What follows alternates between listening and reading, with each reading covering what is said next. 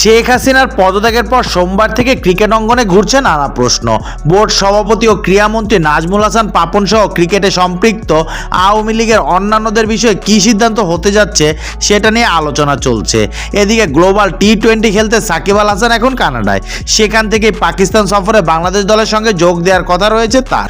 সব ঠিক থাকলে 2 ম্যাচের টেস্ট সিরিজ খেলতে আগামী 17 আগস্ট বাংলাদেশ দল পাকিস্তানে যাবে।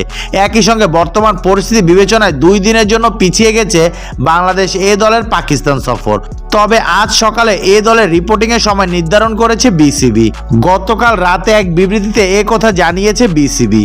এর আগে গতকাল বিসিবি জানিয়েছিল অনিবার্য কারণবশত সফরটিতে অন্তত 48 ঘন্টা পিছিয়ে দেওয়া হয়েছে।